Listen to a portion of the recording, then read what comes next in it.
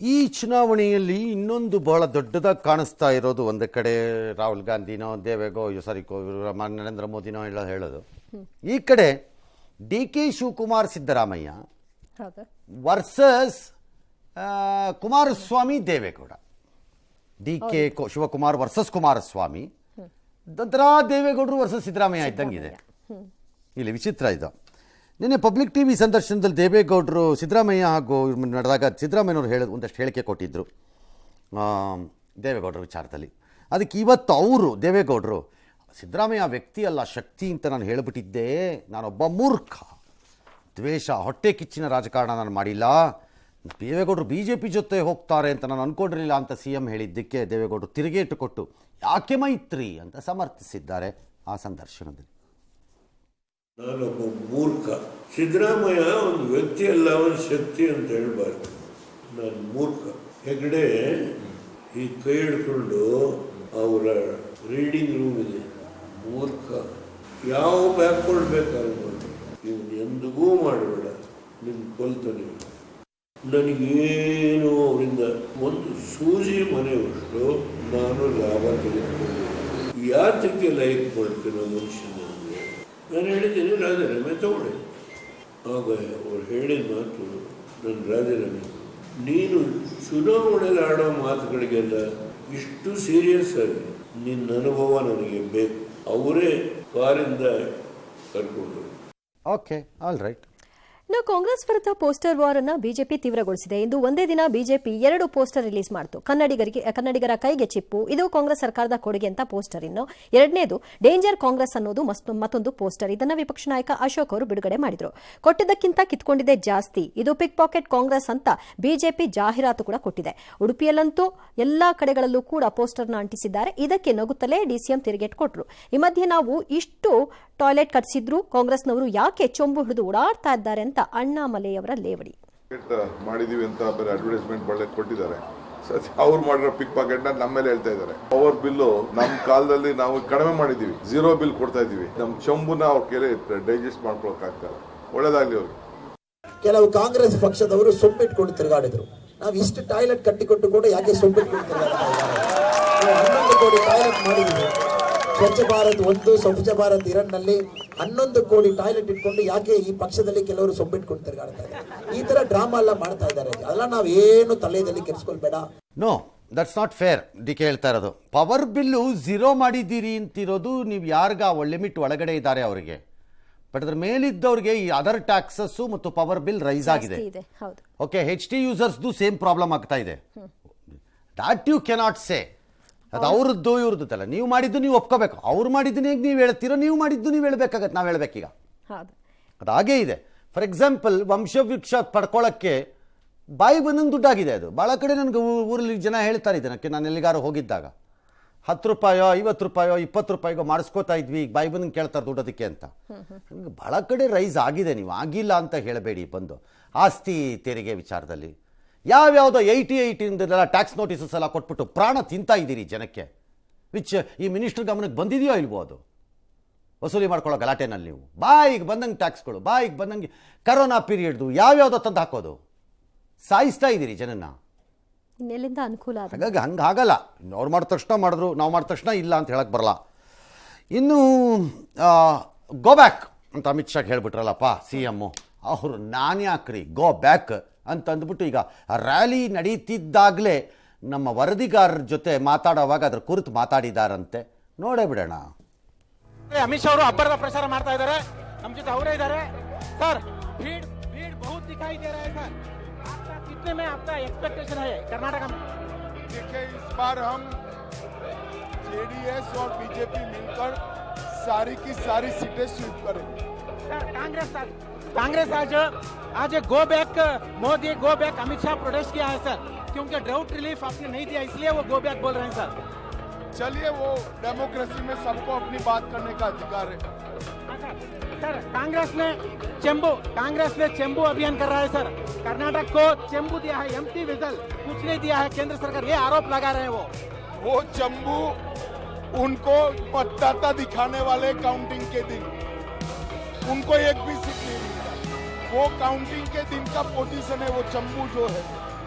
यही जयपुर में मोदी जी का जो बयान था मंगलसूत्र और बयान के बारे में बहुत विरोध आ रहा है सर, प्रॉपर्टी डिस्ट्रीब्यूशन का बयान को। स्वाभाविक रूप से वो लोग विरोध करेंगे। नेहा केस के बारे में क्या बोलेंगे सर? हुबड़ी नेहा हिरेमठ के आप चुनाव लाभ ले रहे हैं, ये वो आरोप कर रहे हैं कांग्रेस वाले। ಹಿಂದಿನಲ್ಲೂ ಚಂಬು ಅಂತಲೇ ಹೇಳ್ತಾರಾ? ಇಲ್ಲ ಸರ್. ನನಗೂ ಐಡಿಯಾ ಇಲ್ವಲ್ಲ. ನನಗೊಂಥರ ತಮಾಷೆ ಕಾಣಿಸಿತ್ತು ನಮ್ಮ ರಿಪೋರ್ಟರ್ ಮಸೂದ್ ಕೇಳ್ತಿದ್ದಾಗ ಕ್ಯಾ ಬೋಲ್ತಾ ಇದೆ ಸರ್ ಚಂಬು ಅವರು ಹಂಗೆ ರಿಯಾಕ್ಟ್ ಮಾಡಿದ್ರು. ನನಗೆ ಸ್ವಲ್ಪ ವಿಷಯ ಇದಾಗ ಕಾಣಿಸ್ತು. ಏನೇ ಆಲ್ ರೈಟ್, ಅವ್ನಿಗೆ ಹಿಂದಿ ಚೆನ್ನಾಗಿ ಬರುತ್ತಲ್ಲ. ಮೇ ಬಿ ಅವ್ನು ಚಂಬೂನ್ ಬಳಸಿರೋದ್ರಿಂದ ಹಿಂದಿಲಿ ಚಂಬೂನೇ ಇರಬೇಕು. ಎಸ್, ಬಂಡಾಯವೆದ್ದು ತಮ್ಮನ್ನು ಉಚ್ಚಾಟನೆ ಮಾಡಿದ್ದನ್ನು ಸ್ವಾಗತಿಸ್ತಾ ಇದ್ದಾರೆ ಈಶ್ವರಪ್ಪನವರು. ಸ್ವಾಗತಿಸಲೇಬೇಕು, ಬೇರೆ ದಾರಿ ಇಲ್ಲ. ಬಟ್ ಇದು ಅಪ್ಪ ಮಕ್ಕಳ ಕುತಂತ್ರ ಅಂತ ಆರೋಪ. ಅದಕ್ಕೆ ಈ ಜಿಯೇಂದ್ರ ಎಲ್ಲ ನಮ್ದು ಯಾಕೆ ಕುತಂತ್ರ ಅಂತ. ಇನ್ನು ದಾವಣಗೆರೆಯಲ್ಲಿ ಬಂಡಾಯ ಅಭ್ಯರ್ಥಿ ಏನಿದ್ದಾರೆ ಕಾಂಗ್ರೆಸ್ ಇದರಲ್ಲಿ ನಿಂತಿದ್ದಾರೆ, ಅವರೇನೋ ವಿನಯ್ ಅವರು ಕಾಂಗ್ರೆಸ್ 3ನೇ ಜಾಗದಲ್ಲಿದೆ ಇಲ್ಲಿ ಅಂತ ಅವ್ರು ಅಂದಿದ್ದಾರೆ. All right, very good. ಕುತಂತ್ರ ಮಾಡಿ ಷಡ್ಯಂತ್ರವನ್ನು ಮಾಡಿ ಇವತ್ತು ಅವರು ಹೊರಗಾಗಬೇಕು ಅಂತ ಪ್ರಯತ್ನ ನಡೆಸಿದ್ರು. ಅದು ಇವತ್ತು ಅವರಿಗೆ ಸ್ವಲ್ಪ ಸಮಾಧಾನ ಇದ್ದಿತ್ತು. ಒಬ್ಬ ಎಳಸು ರಾಜ್ಯಾಧ್ಯಕ್ಷ, ಅಪ್ಪನ ಇನ್ಫ್ಲೂಯೆನ್ಸ್ ಇಂದ ರಾಜ್ಯಾಧ್ಯಕ್ಷ ಆಗಿರೋರು, ಅವರು ಇವತ್ತು ನೀವು ಸಸ್ಪೆಂಡ್ ಮಾಡಿದ್ದಾರೆ ಅಪ್ಪ ಮಕ್ಕಳು ಸೇರಿ ಅಂತಂದ್ರೆ ನಮಗೆ ತುಂಬಾ ನೋವಾಗಿದೆ ಅಂತ ಮಾತು ಹೇಳಿದ್ದಾರೆ. ಅದು ಶಿಸ್ತು ತಗೊಂಡ್ರು ತೀರ್ಮಾನ, ಅದಕ್ಕೆ ನಮಗೇನು ಸಂಬಂಧ ಇಲ್ದಿರುವಂಥದ್ದು. ಅವರು ಸಹ ಅದನ್ನು ಅಪೇಕ್ಷೆ ಪಡ್ತಾ ಇದ್ದೇನೆ ಅಂತ ಹೇಳಿದ್ರು. ಅದರಂತೆ ಶಿಸ್ತು ಕ್ರಮ ತಗೊಂಡು ಸಾಕಷ್ಟು ಸಮಯಾವಕಾಶ ಕೊಟ್ಟರೂ ಸಹ ಒಂದು ಶಿಸ್ತಿನ ಪಕ್ಷದಲ್ಲಿ ಅವರ ನಡವಳಿಕೆಯನ್ನು ತಿದ್ಕೊಳ್ಳಿಲ್ಲ. ಸೊ ಅನಿವಾರ್ಯವಾಗಿ ಒಂದು ಪಕ್ಷ ತೀರ್ಮಾನ ಮಾಡಿದೆ. ಶಾಮನೂರು ಪಕ್ಷದ ಅಭ್ಯರ್ಥಿ ಇರ್ಬೋದು ಅಥವಾ ಸಿದ್ದೇಶ್ವರ್ ಪಕ್ಷದ ಅಭ್ಯರ್ಥಿ ಇರ್ಬೋದು, ಇಲ್ಲಿ ಬಿಜೆಪಿ ಕಾಂಗ್ರೆಸ್ ಇಲ್ಲ. ಇಲ್ಲಿ ನನ್ನ ಜೊತೆ ಯಾರ್ಯಾರು ಓಡಾಡ್ತಾರೆ, ಕೆಲವರು ಮುಖಂಡರಿರ್ಬೋದು ಅಥವಾ ಸ್ಥಳೀಯರಿರ್ಬೋದು, ಇವನ್ನ ಸಾಮಾನ್ಯ ಯುವಕರಿರ್ಬೋದು, ಸಾಮಾನ್ಯ ಜನ ಇರ್ಬೋದು, ಅವ್ರನ್ನೂ ಕೂಡ ಫೋಟೋದಲ್ಲಿ ಐಡೆಂಟಿಫೈ ಮಾಡಿ ಅವ್ರು ಯಾರು ಅಂತಂದು ಗುರುತಿಸಿ ಅವರಿಗೆ ಬೆದರಿಕೆ ಕರೆಗಳು ಹೋಗ್ತಾ ಇದೆ. ಕೆಲವರು ಮುಖಂಡರು ಅವರಿಗೆ ಬ್ಲ್ಯಾಕ್ ಮೇಲ್ ಎಲ್ಲ ಮಾಡ್ತಾ ಇದ್ದಾರೆ. ಈಶ್ವರಪ್ಪನವರು ಶಿಸ್ತಿನ ಭಾಗವಾಗಿ ಈ ಪ್ರಕರಣದಲ್ಲಿ ವರ್ಕ್ ಮಾಡಲಿಲ್ಲ. ನನಗೆ ಬೇಕಾಗಿದ್ದನ್ನು ನನಗೆ ಈ ಪಕ್ಷ ಕೊಟ್ಟಿಲ್ಲ ಅನ್ನೋದಷ್ಟೇ ಅವ್ರದ್ದು ವಾದ. ಅದು ಮಗನ ಕೊಡಲಿಲ್ಲ ಅನ್ನೋದು ಅಷ್ಟೇ ಅವ್ರದ್ದು ಮಾಡಿ. ಅದು ಈಡೇರದಿದ್ದಾಗ ಈ ಪಕ್ಷಕ್ಕೆ ಬೇರೆ ಏನು ದಾರಿ ಇರಲಿಲ್ಲ ಅಂತ ಅನ್ಸತ್ತೆ ನನಗೆ, ಉಚ್ಚಾಟನೆ ಅಲ್ಲದೆ.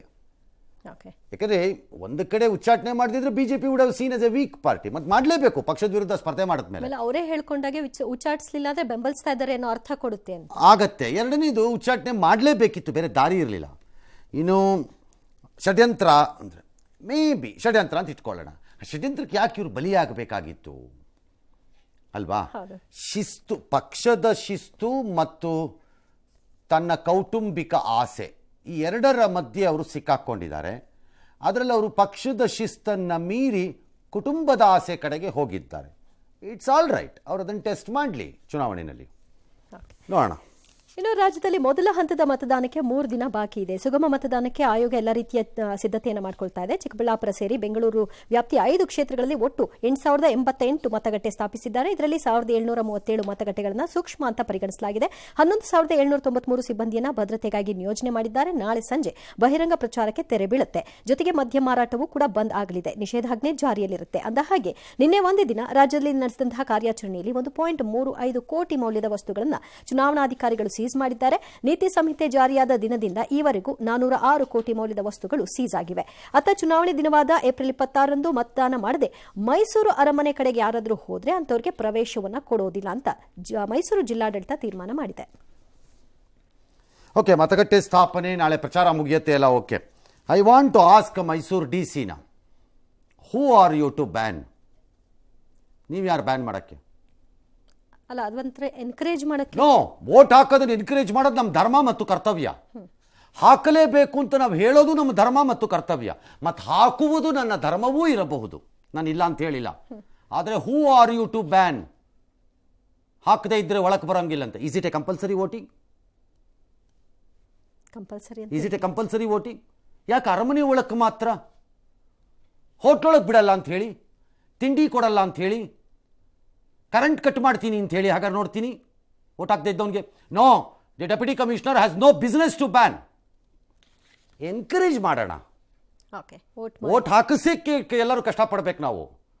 But you can compulsorily tell people ನೀನು ಬಂದು ಓಟ್ ಹಾಕ್ತಾ ಇದ್ರೆ ನಾನು ಪ್ಯಾಲೇಸ್ ಒಳಗೆ ಬಿಡಲ್ಲ ಅಂದರೆ ಯಾಕೆ ಬಿಡಲ್ಲ? Who gave you that power? It's not a compulsory voting.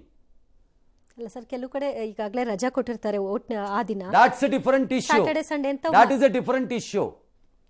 ನಾಳೆ ವಿಧಾನಸೌಧದಲ್ಲಿ ಕೆಲಸ ಮಾಡುವ ಯಾವುದೇ ಒಬ್ಬ ಉದ್ಯೋಗಿ ವೋಟ್ ಹಾಕದೇ ಇದ್ರೆ ಅದನ್ನು ವಿಧಾನಸೌಧದೊಳಗೆ ಬಿಡ್ಕೊಡ್ದಂಗಾರ ನೀವು. ನಿಮ್ಮ DC ಕಚೇರಿ ಒಳಗಡೆನಲ್ಲಿ ಯಾರಾದರೂ ಒಬ್ರು ಚುನಾವಣಾ ಕೆಲಸದಲ್ಲಿ ಇಲ್ಲದಿದ್ದವರು ವೋಟ್ ಹಾಕದೆ ಒಳಕ್ಕೆ ಬಂದ್ರೆ ಬಿಡ್ಕೂಡ್ದವ್ರನ್ನ ಕಚೇರಿ ಒಳಕ್ಕಂಗಾರೆ ಅಲ್ಲಿಂದನೇ ಹಾಗದು? That's very unfair. You can't exercise power which is not under you. But let's all together join, encourage ಮಾಡೋಣ. ದಟ್ ಇಸ್ ವಾಟ್ ನಾವೆಲ್ಲ ಮಾಡ್ತಿರೋದು. ಅದು ಮಾಡ್ತಿರೋ ಪರಿಣಾಮನೇ 70%, 76%, 77% ಬಂದಿರೋದು ಇವತ್ತು. ಮತ 46, 47, 48, 50% ಅಲ್ಲಿ ಇದ್ದಿದ್ದು ಇನ್ಕ್ರೀಸ್ ಆಗಿದೆ. ಯು ಕಾಂಟ್ ಪನಿಷ್ ಮಾಡೋಕ್ಕಾಗಲ್ಲ ನಿಮ್ಮ ಕೈಯಲ್ಲಿ. I don't think somebody should challenge it. He has no powers ನನ್ನ ಪ್ರಕಾರ.